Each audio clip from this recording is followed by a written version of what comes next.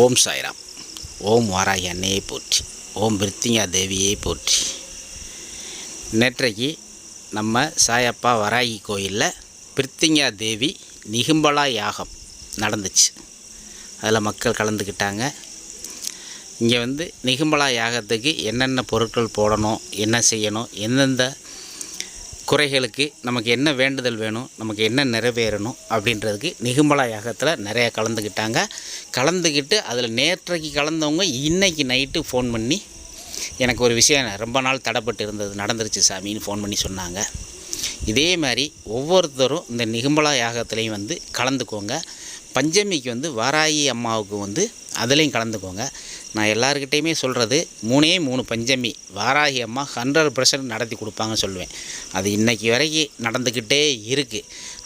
முதல் கோரிக்கை ஒன்று குழந்தையாக இருந்தாலும் பரவாயில்ல, கல்யாணமாக இருந்தாலும் பரவாயில்ல, கோர்ட்டு கேஸுன்னு இருந்தாலும் பரவாயில்ல, நிலப்பிரச்சனையாக இருந்தாலும் பரவாயில்ல, விவசாயமாக இருந்தாலும் பரவாயில்ல, எதுவாக இருந்தாலும் அம்மாவுக்கு ஒரு கோரிக்கைக்கு 3 பஞ்சமி அதுக்குள்ளே அம்மா நிறைவேற்றி கொடுத்துருவாங்க.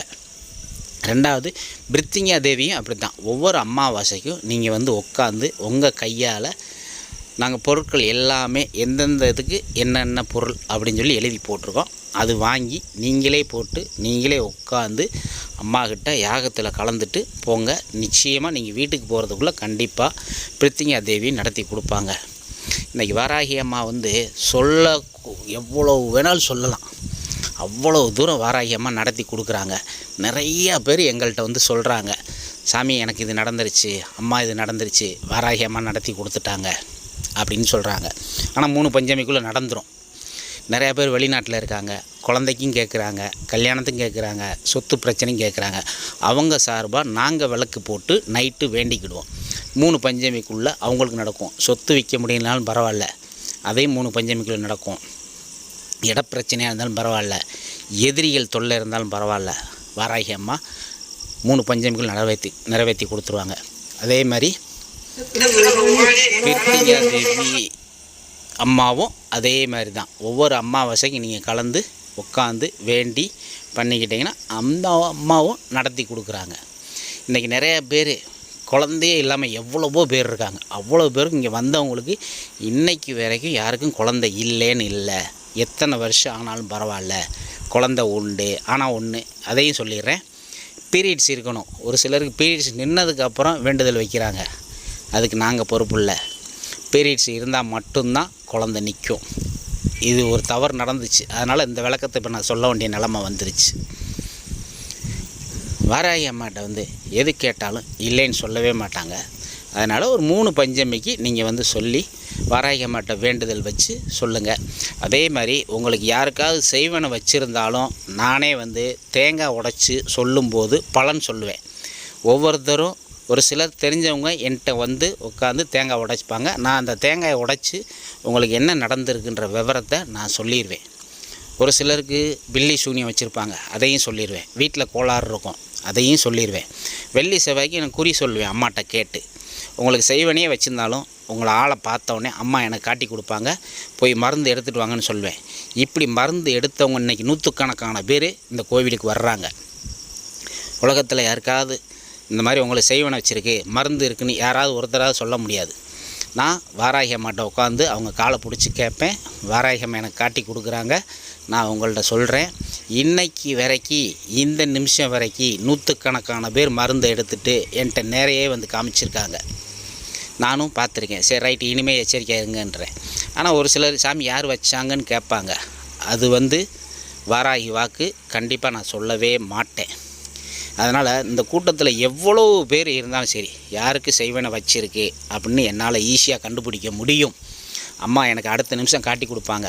போங்க, உங்கள் உயிரை காப்பாற்றிக்கோங்க, உங்களுக்கு செய்வனை வச்சுருக்காங்க, மருந்து இருக்குது அப்படின்னு சொல்லுவேன். இப்படி நிறையா பேர் இருக்கிறாங்க. நிறையா பேருக்கு சொல்லியிருக்கேன். அனுபவபூர்வமாக நிறைய நம்ம கோவிலில் சொல்லிடுவாங்க, சொல்லிக்கிட்டே இருக்காங்க. டெய்லி கல்யாண பத்திரிக்கை வருது, வளகாப்புக்கு சொல்கிறாங்க, எல்லாத்துக்குமே நிறையா சொல்கிறாங்க. சாமி குழந்தை தங்கியிருக்கு என்ன அப்படின்னு சொல்கிறாங்க. நிறையா விஷயங்கள் நடந்துக்கிட்டே தான் இருக்குது.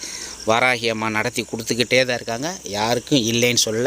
அதேமாரி சாயப்பாவும் இன்றைக்கி வரைக்கும், நான் ஃபஸ்ட்டு சாயப்பா தான் வச்சுருந்தேன்.